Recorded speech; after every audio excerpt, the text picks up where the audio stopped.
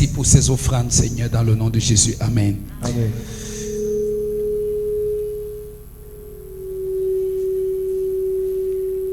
Qui est comme toi, ô Seigneur, qui est comme toi,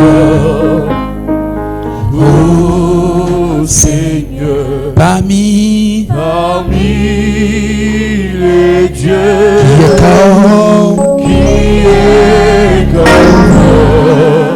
toi, magnifique en sainteté, digne de louange, opéra des prodiges. Merci Père, dans le nom de Jésus. Amen. Amen. Nous parlons de l'ensevelissement.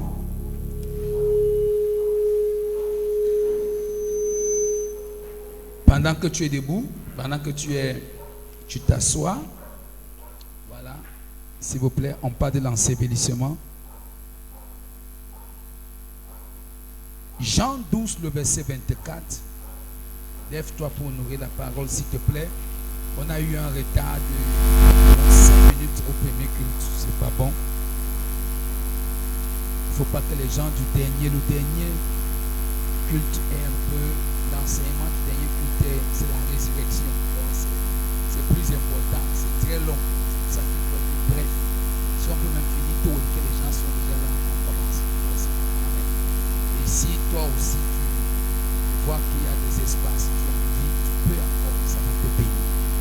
On va partager, ça va te bénir. Amen. Donc, cette partie est très importante parce que je vais vous montrer, l'Église parle beaucoup plus de la croix et de la résurrection, la mort et la résurrection. On oublie toujours ces choses. Beaucoup de temps de ma vie grandie à l'Église, j'ai vu peu de prédicateurs, presque même pas, prêcher sur l'ensevelissement. Et moi, j'ai cherché à comprendre beaucoup plus l'ensevelissement. Et je vais parler de quelques éléments, faute de temps. Mais quand Dieu permettra l'année prochaine, à la Pâque de l'année prochaine, par la grâce de Dieu, même si ce n'est pas la Pâque, on va arriver à prêcher sur ce thème-ci parce que vraiment, ça nous donne vraiment comme il faut.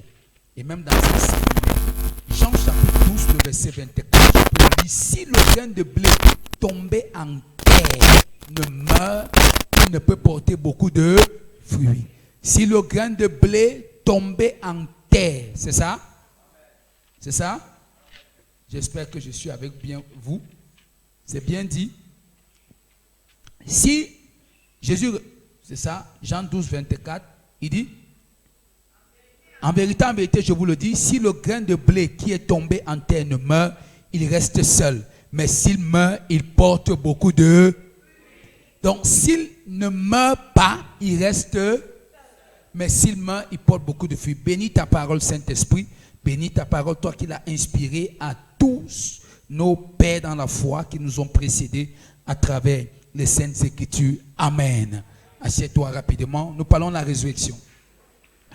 Quand Jésus est à la croix, qu'est-ce qui se passe? Premièrement, il y a ce qu'on appelle, amen, lorsque Jésus est à la croix et que, soyons calmes, voilà. Quand Jésus est à la croix, regardez le mystère qui se passe. La Bible dit que les prophéties d'Ésaïe disent qu'on ne va pas briser les os de Jésus. Amen. C'est pour ça que la Bible dit que c'est pour nos péchés qu'il a été brisé. Donc en fait, qu'est-ce qui se passe? Quand ils arrivent à la croix, et quand Jésus est à la croix, et que Jésus crie, nous avons vu ça au premier service, dans Matthieu, nous avons vu dans Matthieu chapitre 27, j'ai donné un test dans Matthieu 27, la Bible dit que quand il a crié, la terre s'est ouverte, les morts et tout ça, tout ce que vous connaissez. Mais ce qui est important, c'est que lorsque Jésus crie, il dit, Père, Père, pourquoi m'as-tu abandonné? En ce moment donné, il y a eu un mystère. Parce que je ne l'ai pas dit au service. Mais la croix implique ce qu'on appelle la substitution. La croix implique le remplacement. Donc, substituer signifie que, amen, il a pris ma place. Amen. Nous sommes ensemble à la croix. J'étais, à cause de mon péché, j'étais censé être crucifié. J'étais censé être mourir. Mais amen, j'étais censé mourir autant pour moi. Nous sommes ensemble. Mais à la croix, il a pris ma place. Maintenant, regardez comment il a pris ma place. Voici là où la substitution se passe. La Bible dit qu'il n'y a pas de souillure dans la présence de Dieu. Dès que Jésus qui Père, pourquoi m'as-tu abandonné? En ce moment donné, tous les péchés de l'humanité ont été transférés sur Jésus. En ce moment donné, Jésus devient une honte aux yeux de Dieu. Amen. C'est pourquoi Jésus crie. Pourquoi? Quand on dit Père, pourquoi m'as-tu abandonné? Ça, c'est mal traduit en français. En hébreu, il est écrit Père, pourquoi t'es-tu déchiré de moi? C'est-à-dire, pourquoi tu t'es séparé de moi? On est ensemble. Or, c'est le péché qui avait séparé l'homme de Dieu. Dès que Jésus est rempli des péchés de l'humanité à la croix, Dieu se sépare de lui. On se comprend maintenant. C'est pour ça qu'il crie, pourquoi tu te sépares de moi? Pourquoi tu m'abandonnes? C'est ensemble. Donc, en ce moment donné, ça, il devient totalement péché, pas pécheur, péché. Parce qu'il n'a pas péché, mais il a porté nos péchés. Il n'est pas pécheur, mais il devient péché. 2 Corinthiens 5, 17 dit que quoi? Lui qui n'a point péché, à partir du verset 18 à 19, il s'est fait pécher, afin qu'en lui, nous devenons la justice de Dieu. Voici le mystère. Maintenant, suivez-moi bien. Suivez-moi bien. Dès que Jésus crie, Père, pourquoi t'es-tu déchiré de moi? À l'instant, il est rempli de nos péchés. Amen. Ça veut dire que qu'est-ce qui se passe? Il y a un dépouillement. Amen. On est ensemble. La nature de Jésus le quitte. La nature divine quitte Jésus. Amen. Et il est rempli de la nature de péché. Où va maintenant cette nature divine? C'est elle maintenant qui est donnée à l'homme qui va l'accepter. On est ensemble maintenant. C'est ici que j'aime prêcher l'évangile.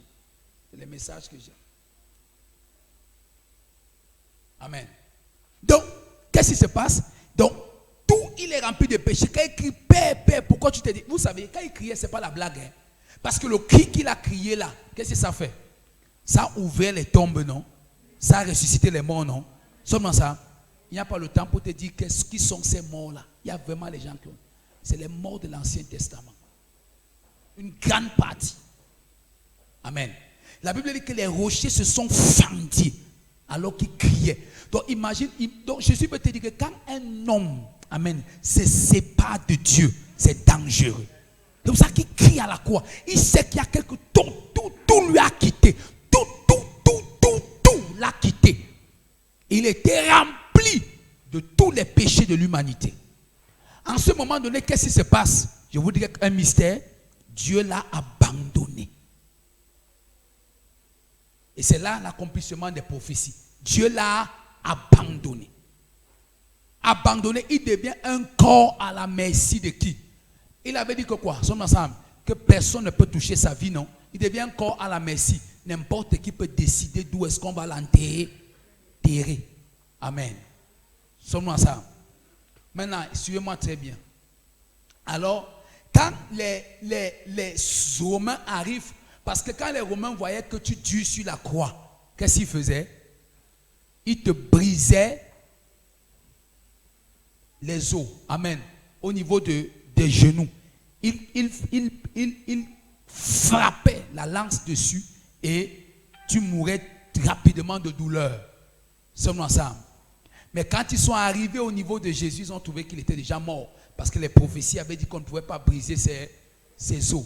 Parce que lui-même s'est déjà fait briser pour humilier et briser. Amen. Sommes-nous ensemble? Alors ils ont transpercé sa côte. Je l'ai dit au premier service. L'eau et le sang comme au temple doivent couler. Parce que Jésus est devenu le nouveau temple. Amen. Il est devenu le nouveau temple par lequel nous passons pour adorer. Dont l'eau et le sang va sortir comme au premier temple des hommes quand on sacrifiait un animal et que son sang coulait. On sacrifiait son sang et son sang allait rencontrer, comment on appelle ça, le torrent, et le torrent emportait. C'est pour ça que l'eau et le sang a jailli pour nettoyer. Alors, maintenant, si vous me suivez, alors, Qu'est-ce qu'on va comprendre de l'ensevelissement?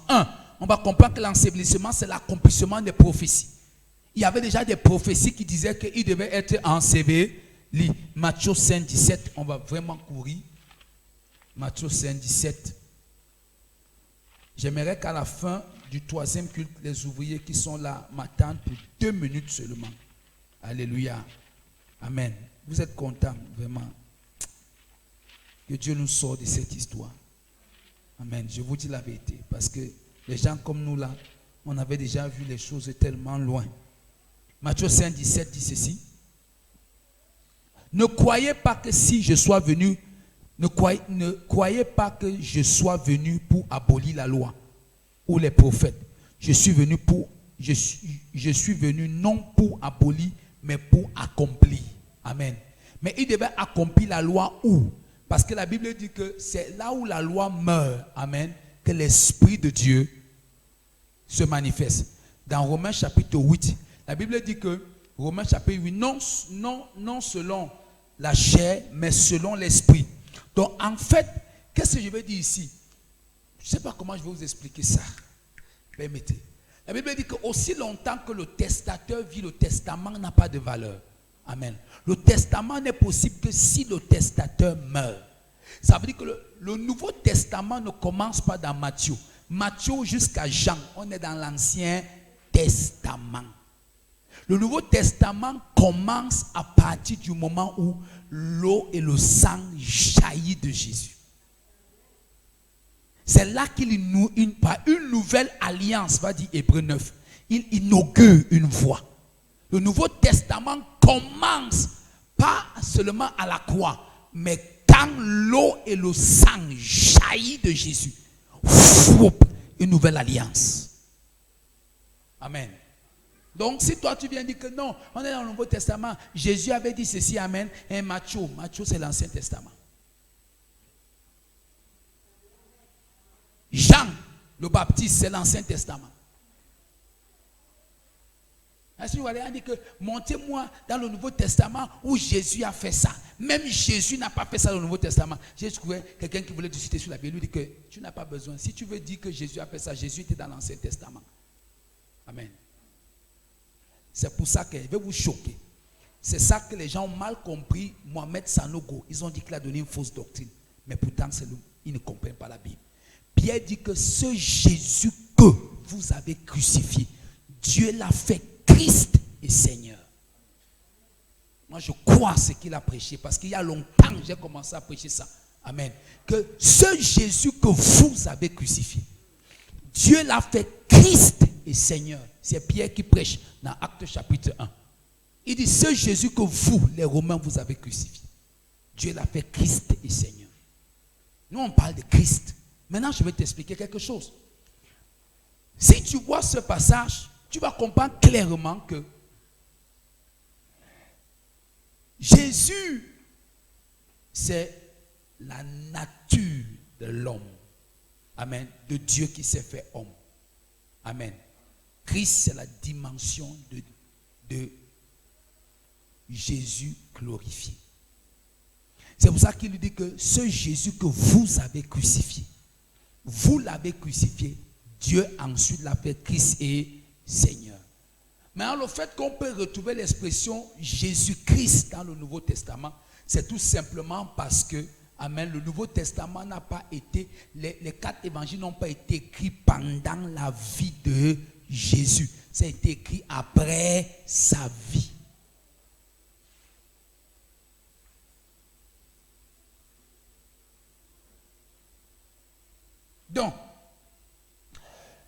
Donc c'est pour accomplir les prophéties. Donc si Jésus est enseveli, c'est parce qu'il y a une œuvre spéciale autant puissante que ce qui s'est fait à la croix, qui doit se faire dans l'ensevelissement. Il y a une œuvre là-bas dedans. Et tout à l'heure, on va voir ça. Deuxièmement, pourquoi Jésus est enseveli? Pour démontrer la réalité de sa mort. Si on ne l'enterre pas, les gens ne vont pas croire. Amen, amen. Si on ne l'enterre pas, les hommes ne vont pas croire. Les hommes ne croiront pas. Qu'est-ce qui te fait croire que tel est mort, c'est parce qu'on peut te montrer ça tombe.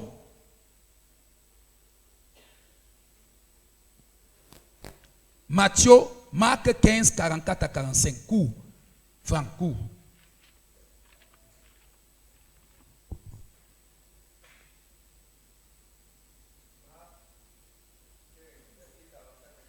Oui.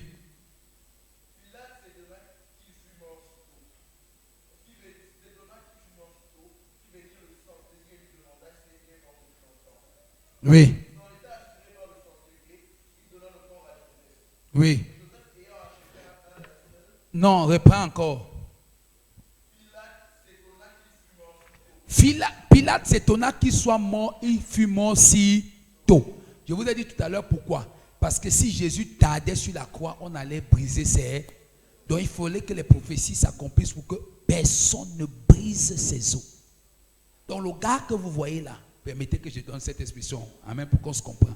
Amen. Il n'est que venu poursuivre un agenda qui était totalement dessiné. Comme toi et moi, à la seule différence que la chair nous voile. Quand on laisse la chair se développer en nous, elle nous voile de comprendre ce que l'esprit avait prévu pour nous. Amen. C'est pour ça que quand un homme naît de nouveau, le premier jour où tu nais de nouveau, sache qu'il y a l'agenda pour lequel Dieu t'avait créé depuis des années que tu es dans le péché est en train de s'activer. Amen. Une nouvelle page normalement s'ouvre pour toi. C'est pour ça que je crois à certaines doctrines que beaucoup de gens rejettent. Je crois à certaines doctrines qu'il est anormal d'échouer. Il est anormal de mourir comme les autres. Il est anormal de ceci, cela. Quand la révélation augmente, tu comprends ça. Donc, en fait, on a donné son corps à Joseph d'Arimathée. Qui est Joseph d'Arimathée? Joseph d'Arimathée était un riche dans la ville. Amen. Qui faisait la cotisation avec Pilate. Dis un amen à ça. C'était un riche dans la ville. Amen. Qui faisait la cotisation avec Pilate. C'est pourquoi il allait demander à Pilate le corps de... En demandant le corps de Jésus, c'est que n'importe qui peut demander le corps de Jésus. Si Pierre demande, Jean demande, on va les ajouter sur la croix. On va les remettre le lendemain. Corona Jésus. Le lendemain, on va les remettre à la. Parce que je crains que s'il dit pas que tu peux fuir. Au lieu de que quelqu'un peut fuir, les gens fuient. J'ai vu la voiture a failli cogner quelqu'un en voie Kenyege. Parce qu'un monsieur a réellement toussé. Oh, le type a traversé avec flèche. C'est ça. Amen, amen. Donc c'est ça. Donc, s'il allait demander le corps, on allait les crucifier par addition. C'est pour ça que tous ont fui. La Bible nous montre que dans une certaine dimension, il faut certaines élever en dignité. Donc si l'évangile ne trouve pas certaines personnes élevées en dignité, il y a une dimension d'influence qu'elle n'aura pas. C'est pour ça que je prophétise sur vos vies. Que Dieu vous élève. Qu'il fasse de vous des docteurs. Qu'il fasse de vous des généraux. Qu'il fasse de vous des grands dans cette vie, des puissants hommes d'affaires.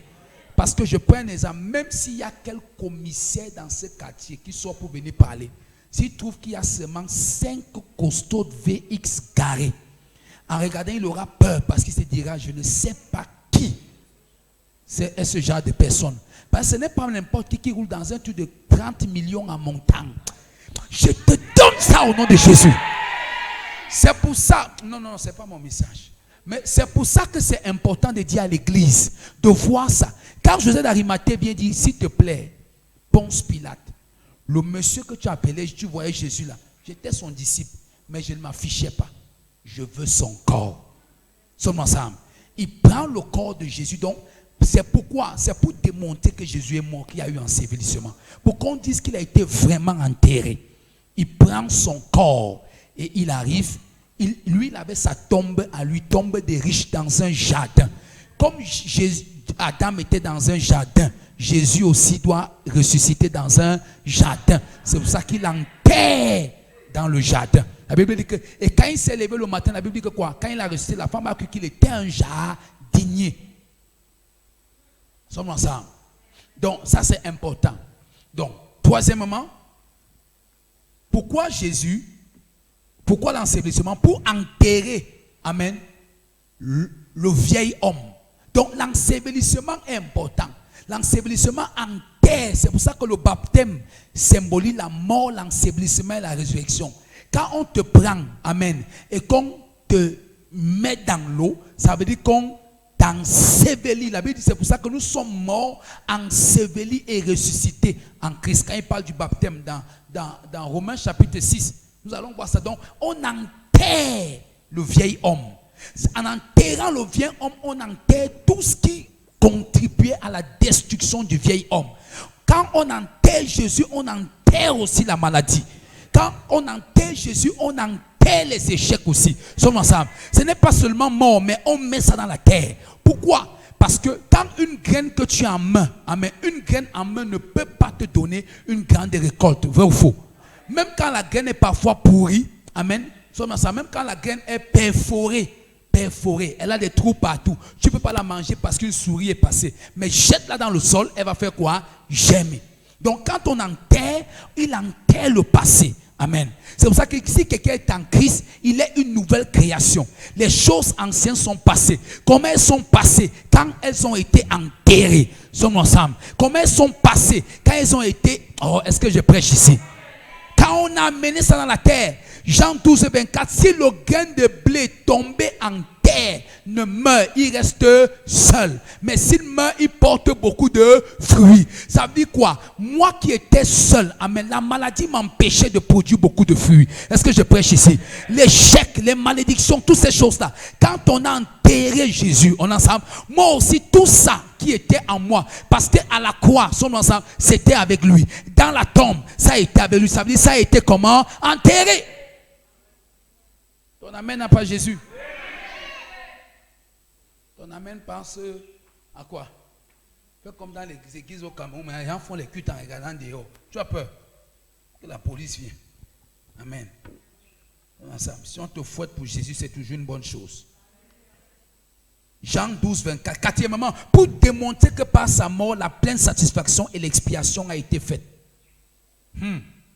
Pour démontrer que par sa mort, dont l'enterrement démontre que par la mort de Jésus, on est ici. L'enterrement démontre que par la mort de Jésus, ensemble, une pleine satisfaction et l'expiation a été faite. Deutéronome 21, le verset 23. Ça veut dire quoi? L'expiation, c'est la fin de la malédiction. Deutéronome 21, 23 dit ceci. Si l'on fait mourir un homme qui a commis un crime digne de mort et que tu l'aies pendu au bois, son cadavre ne passera point la nuit sur le bois, mais tu l'enterreras le jour même, car celui qui est pendu est un objet de malédiction auprès de Dieu, et tu ne souilleras point le pays que l'Éternel Dieu te donne. Ça veut dire quoi? Quand on a enterré Jésus, comme son corps n'a pas passé, on l'a enterré sur le bois, on l'a enterré. Ça veut dire que le sujet des malédictions de la vie des hommes aujourd'hui a été ôté. On a, donc, il y a une pleine satisfaction, une expiation de la malédiction par l'enterrement. Ça veut dire que si son corps reste sur la croix, ça devient encore une malédiction. Donc en enterrant, on détruit, on anéantit complètement la malédiction. Un autre point, pour que je touche ce qui m'est très essentiel dans ce message. Petit, il a dit ensuite, saint, pour sanctifier l'ensevelissement. Amen. La mort de Jésus sanctifie l'ensevelissement. Je vais te démontrer. La mort de Jésus sanctifie l'ensevelissement et rend la chose plus facile et plus familière aux saints. La mort de Jésus sanctifie l'ensevelissement et rend la chose plus facile et plus familière aux saints. On prend un passage, 1 Corinthiens 15, 54 à 55. Permettez que je lise. Lorsque ce corps corruptible aura revêtu l'incorruptible et que le corps aura revêtu l'immortalité, alors s'accomplira la parole qui est écrite. La mort a été engloutie dans la victoire. Amen. La mort a été engloutie dans la victoire. Ça veut dire qu'en fait, la victoire, c'est la résurrection. Mais la mort à la croix est engloutie dans dans la résurrection. C'est-à-dire que pour qu'il ressuscite, il faut que la mort en ensemble soit engloutie. C'est-à-dire que pour que Jésus-Christ ressuscite, il faut qu'il soit enterré. Amen. Les trois marchent ensemble.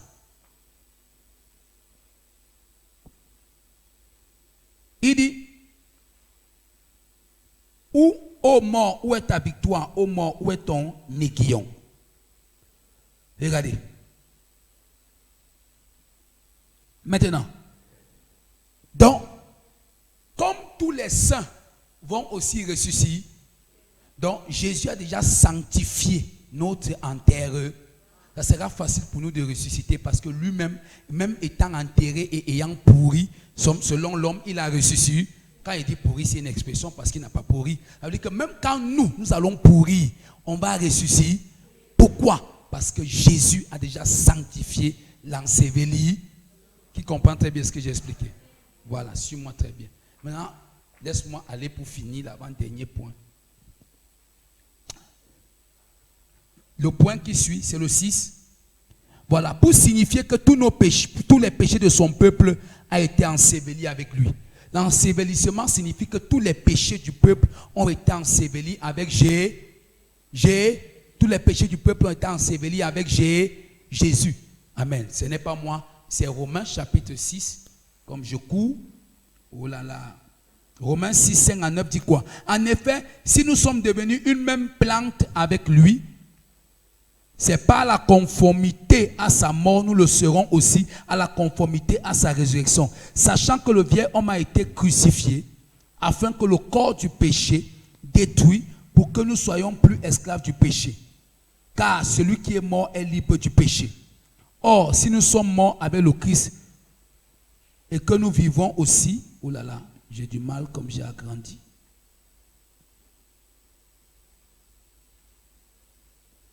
Voilà. Sachant que le Christ est ressuscité des morts, ne meurt plus, la mort n'a plus de pouvoir sur lui. Ok. Donc, en réalité, qu'est-ce que je veux dire ici par là? C'est que le vieil homme, à travers l'ensevelissement a dépouillé. Amen, amen. L'ensevelissement a dépouillé. Pourquoi? Parce que la vieille nature, quand tu prends une graine, tu la mets dans le sol, amen, il y a un dépouillement de cette graine pour qu'il y ait une germination. Donc l'ensevelissement a dépouillé, nous dépouille de la vieille nature et nous permet à la résurrection de revêtir, amen, l'homme nouveau. Donc, si vous m'avez compris. Ensuite, je suis obligé de courir. 7. Pour monter la grande humiliation du Christ, l'ensevelissement démontre la grande humiliation du Christ. Bon, pour monter jusqu'à quelle dimension Jésus a été humilié.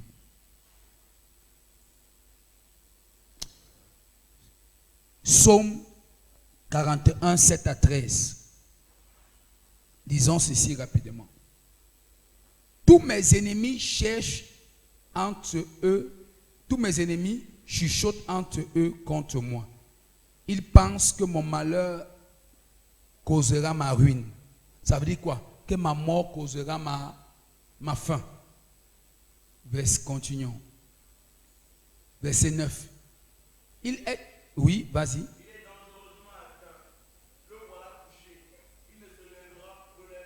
C'est de Dieu, c'est de Jésus qu'on parle. Le voilà couché, le voilà enseveli, il ne va plus ressusciter.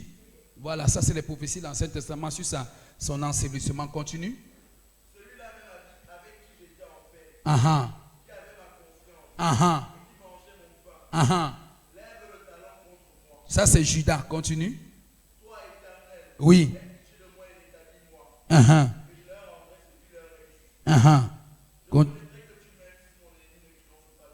Oui. Tu m'as soutenu à cause de mon intégrité et tu m'as placé pour toujours en ta présence. Il parle de c'est la prophétie sur Jésus que David prophétise. Continue.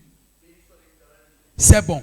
Donc, en fait, c'est pour montrer à quel niveau Jésus a été humilié. À la fin, c'est pour démontrer l'humiliation totale de Satan. Je vais t'expliquer maintenant, voici la vraie raison de la résurrection, le dernier point. À la croix, il a sur lui, j'ai dit pour démontrer la totale humiliation de ça, à la croix, il porte sur lui tous amen, il s'est chargé de nos péchés et il est devenu péché pour nous, il est devenu péché. 2 Corinthiens 5, 17 à 19. Vous savez ce qui se passe? Dieu l'abandonne.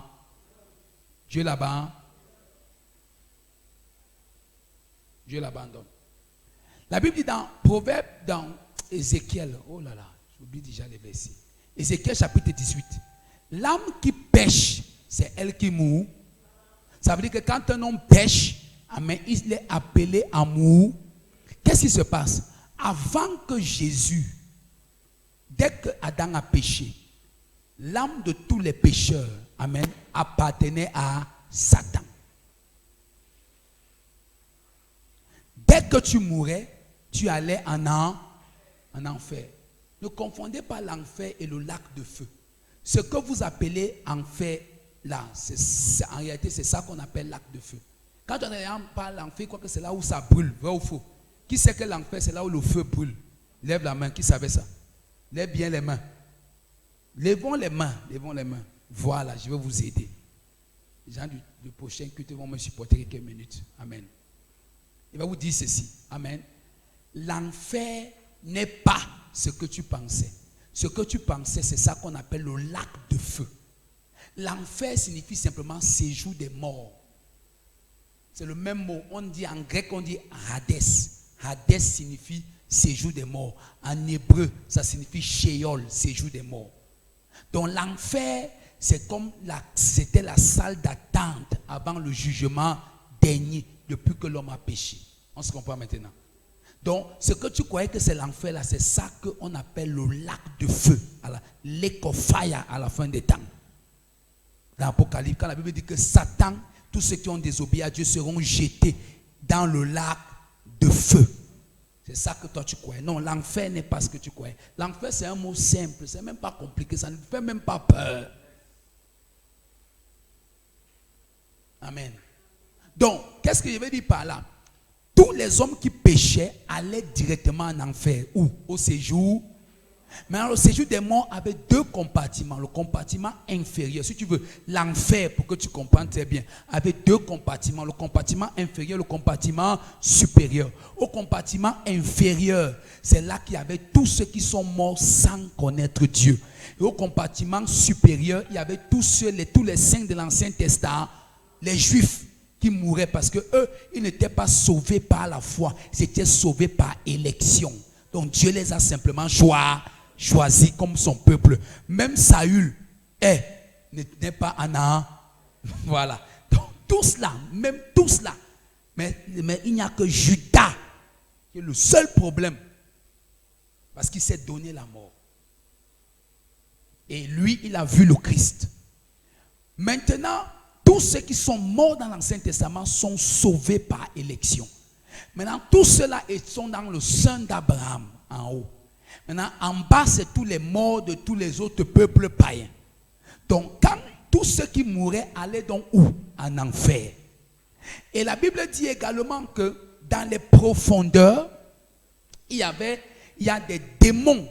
Amen. Parce que quand les démons sont venus coucher avec les filles, amen, sur la terre, ces démons ont été pris, ils ont été enchaînés. Suivez-moi très bien, ils ont été enchaînés. De sorte qu'eux, ils ne travaillent pas, ils ne connaissent rien sur la terre. Les démons ne sont pas omniprésents, omnipotents, omniscients. Non. On est ensemble. Jamais. Donc ça veut dire que les démons là ne savaient pas ce qui s'est passé à la croix. Qui me comprend très bien. Or, Colossiens 2, 12 à 14 dit qu'il a fait une démonstration. Mais la démonstration là, amen, vous croyez que c'est à la croix? Non, c'est la suite de la croix dans la tombe. Donc quand Jésus meurt, dès qu'il meurt, le corps est à la tombe, on est ensemble, mais son âme est déjà en enfer. Il part en enfer batailler. Il part en enfer mener. C'est pour ça qu'il a fait 3 jours. Les 3 jours symbolisent la restauration de l'esprit, l'âme et le corps. C'est pour ça qu'il va en enfer, il fait 3 jours. Je vous avais dit ici que ne croyez pas ce qu'on vous dit. Jean dit que le grand jour du sabbat, ça veut dire que chaque fois qu'il y avait la semaine à Pâques, le sabbat commençait le mercredi. C'est pour ça que Jean dit le grand jour, donc le jour spécial du sabbat, qui était le jour de la semaine de la Pâques. Donc il a fait 3 jours. Tu calcules quel jour? Mercredi à 18h, jeudi à 18h, ça fait 1 jour. Parce que le jour commence à 18h. De jeudi à vendredi 18h, ça fait combien? 2 jours. De vendredi 18h à samedi 18h, ça fait 3 jours. Donc dimanche matin, quand les femmes arrivent, on est ensemble. Parce que le sabbat donc commençait le mercredi. Donc à partir, personne ne pouvait rien faire. Donc en fait, ces femmes-là, comme Jésus leur avait dit qu'il va ressusciter le 3e jour, c'est pour ça qu'elles ne pouvaient donc pas arriver le samedi à 18h.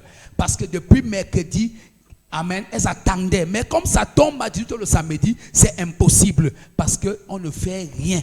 On est ensemble. Quand la nuit est tombée, ils sont ensemble. Elles se lèvent donc très tôt le matin. Elles viennent donc le 3e jour. Lui, il est déjà ressuscité. Mais pendant ces 3 jours-là, son âme combattait en enfer. Quand il arrive en enfer, qu'est-ce qui se passe? Il descend dans les profondeurs de la terre. Dans les profondeurs de la terre. C'est ce que Psaume 16 dit. Tu n'abandonneras pas mon âme. On ensemble. Il dit, tu n'abandonneras pas, non, tu ne permettras pas que mon âme connaisse le séjour des morts. On ensemble. Et que ton sein voie la corruption. Donc quand David prophétisait, il parlait de Jésus. Et Pierre reprend la même parole dans Actes chapitre 2 disant que David ne parlait pas de lui. C'est ce que Pierre dit. Mais Pierre dit qu'il parlait de Jésus qu'il avait vu. Sommes ensemble. Donc en fait, David parlait de Jésus. Jésus voulait dire quoi à Dieu à travers la prière de David? C'est que je sais que je vais aller dans le séjour des morts. Mais tu ne vas pas m'abandonner. Hein? Et comme je n'ai pas péché et que je me suis chargé des péchés des hommes, ton sein ne pourra pas voir la corruption. Amen. Sommes ensemble. Dans son corps mortel que le péché cause au corps mortel ordinaire. Donc il parle de lui-même. Sommes ensemble. Faute de temps. Alléluia. Sommes ensemble. Permettez quand même que je ouvre rapidement pour que tu ne dises pas que le Père il fait que citer les versets là. Et moi je ne vois pas. Parce qu'il y a les nouveaux là qui vont dire que non. Le pasteur cite les versets. Psaume 16. J'ai dit le verset combien?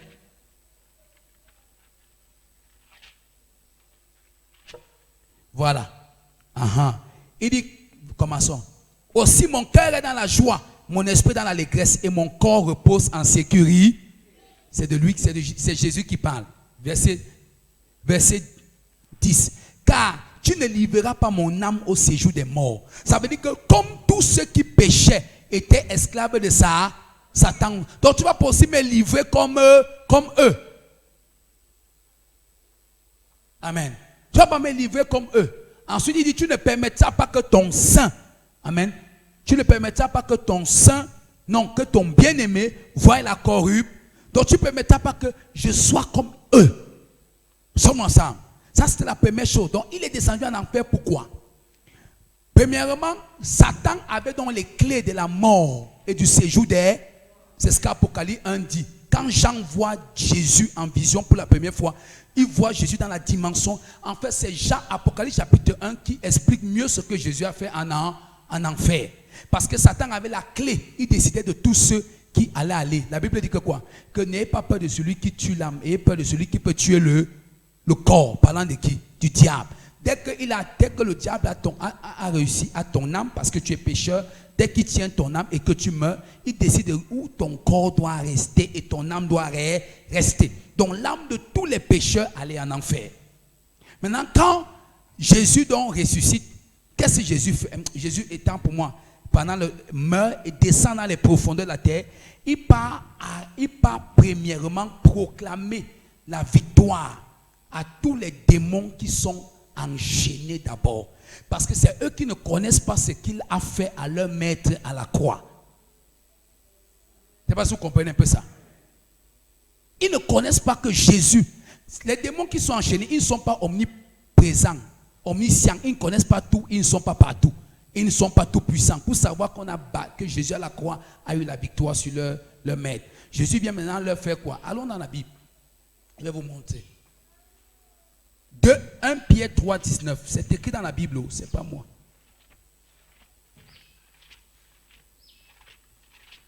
Ce sont des doctrines qui ont révolutionné nos vies chrétiennes comme moi là. Et tu vois, on n'a pas peur de quelque chose. 1 Pierre 3, verset 19. Écoutez, à partir du verset 18, il dit, j'espère que c'est ça. Oui, vas-y. Oui.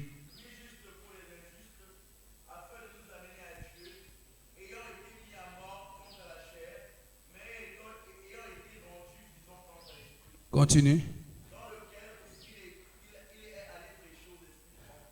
Merci. Il est allé prêcher aux esprits en... C'est faux. Le mot prêcher ici en grec signifie il est allé proclamer. Il est allé proclamer aux esprits en prison sa victoire à la croix. Amen. Parce qu'on ne peut plus prêcher à quelqu'un qui est déjà mort. Donc lui, pourquoi quand on dit il allait proclamer, les démons enchaînés autant pour moi, dans les profondeurs, reconnaissent, il leur dit, est-ce que vous savez que j'ai vaincu votre maître? Et maintenant, il se présente à tous les saints de l'Ancien Testament que c'est moi, c'est de moi dont vous aviez tous parlé. Maintenant, il commence d'abord, quand il prêche aux démons, il proclame la victoire, Satan maintenant tremble, puisque tout son royaume est exposé. Toute sa défaite et son impuissance. C'est pour ça que le temps nous manque pour que je t'explique avec Colossiens. C'est pour ça que Colossiens dit qu'il l'a livré en spectacle. Le mot livré en spectacle signifie que devant tous ces démons, devant tous ces serviteurs, Jésus lui a dit que regarde Satan, tu m'as fait ceci, tu as fait ceci, tu as fait ceci. Tu pensais qu'en me bloquant, en faisant ceci, tu allais arriver. Mais jusqu'ici, tu n'as pas pu. Et je suis venu annoncer à tous ceux qui sont enchaînés, qui ont pris des belles filles sur la terre, dans Genèse chapitre 6, que j'étais défié à la croix. Maintenant, Satan, en tremblant, laisse les clés tomber. Et Jésus maintenant prend, il dit, je tiens dans mes mains les clés de la mort. On en sait, ça dit que toi qui amènes les hommes à mourir à cause du péché, et le séjour des morts, là où leur âme qui pêche s'y trouve. Sommes ensemble. Et quand il prend les clés maintenant, il les tient en victoire. Tous les saints de l'Ancien Testament vont acclamer. Parce qu'il dit enfin, Ésaïe dit enfin, donc c'était lui, sommes ensemble. Tout le monde dit enfin c'était lui. Dans la joie, maintenant Jésus doit ressusciter le 3e jour. Il sort avec tous les saints de l'Ancien Testament. Nous sommes ensemble. Donc il élimine le compartiment supérieur. Ça fait que l'enfer devient un seul compartiment pour tous ceux qui n'auront pas accepté Jésus, qui vont aller attendre le jugement dernier. Nous sommes ensemble. Maintenant, il monte avec Abraham et toute la suite. Prends tout le reste. Abraham jusqu'à Malachie. Il monte avec eux dans les lieux et tu ajoutes même Jean-Baptiste sur ça. Il monte avec eux dans les lieux élevés. Donc il est allé en enfer combattre, prendre, arracher les clés. Il dit, je tiens dans ma main les clés de la mort et du séjour des morts. Je veux dire à quelqu'un, n'aie pas peur. Satan ne peut plus rien contre toi. Parce qu'il tient les clés de la mort et du séjour des morts. Donc, je ne peux pas mourir de coronavirus. Si c'est même encore l'enfer qui cause une telle maladie, elle n'a pas le pouvoir de me détruire. Alléluia. Sommes ensemble. Amen, amen. Je prie pour toi ce matin, que tu comprennes cela. Que Dieu te bénisse. Tiens-toi sur tes pieds. Dis à ton voisin là, humilier Satan.